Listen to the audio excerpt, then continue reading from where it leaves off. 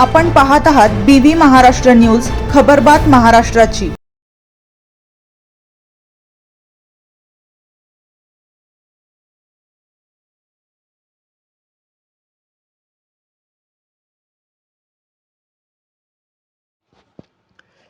भर उन्हात झाडे जगवण्यासाठी वनविभागाची कसरत। साल्हेर परिसरात टँकरद्वारे वृक्ष संगोपन। सध्या उन्हाळ्याची तीव्रता कमालीची वाढली असून याचा फटका मानवासोबतच निसर्गालाही बसत आहे। अशा बिकट परिस्थितीत सामाजिक वनीकरण बागलाण विभागाच्या वतीने साल्हेर परिसरात लावलेली झाडे जगवण्यासाठी वनविभागाने कंबर कसली आहे। पाणी टंचाईचे मोठे संकट असतानाही कुठूनही पाणी उपलब्ध करून टँकरद्वारे प्रत्येक झाडाला तब्बल 20 लिटर पाणी देऊन ती जगवण्याचे मोलाचे काम वन विभागाचे कर्मचारी आणि अधिकारी करत आहेत। साल्हेर ते केळझर रस्त्यावरील झाडांना संजीवनी। सामाजिक वनीकरण बागलाण विभागाच्या वतीने साल्हेर ते केळझर रस्त्याच्या दुतर्फा मोठ्या प्रमाणावर वृक्ष लागवड करण्यात आली आहे।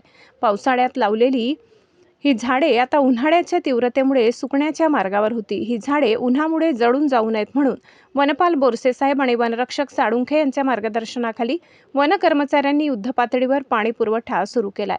पाण्यासाठी करावी लागते मोठी कसरत। सध्या परिसरात पाण्याचे दुर्भिक्ष आहे। पाणी सहज मिळत नाही, तरीही आम्ही कुठून ना कुठून ते उपलब्ध करत आहोत, अशी माहिती वनसेवक काशीनाथ गवडी आणि प्रमोद महाले यांनी दिली। झाडे जगवण्यासाठी वन कर्मचाऱ्यांना प्रचंड कसरत करावी लागत आहे।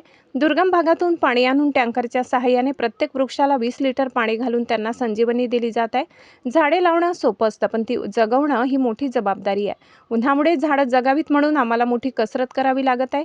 पाणी मिळणे कठीण झाले असले तरीही आम्ही जिद्दीने पाणी उपलब्ध करून या झाडांना घोट पाणी पोहोचवत आहोत। काशीनाथ गवडी वनसेवक।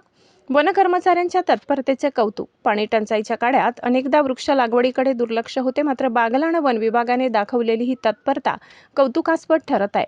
वनपाल बोरसे साहेब, वनरक्षक साळुंखे, वनसेवक काशीनाथ गवडी आणि प्रमोद महाले यांचे हे भगीरथ प्रयत्न साल्हेर परिसरातील निसर्गाचा हिरवेगारपणा टिकवून ठेवण्यासाठी मैलाचा दगड ठरत आहेत।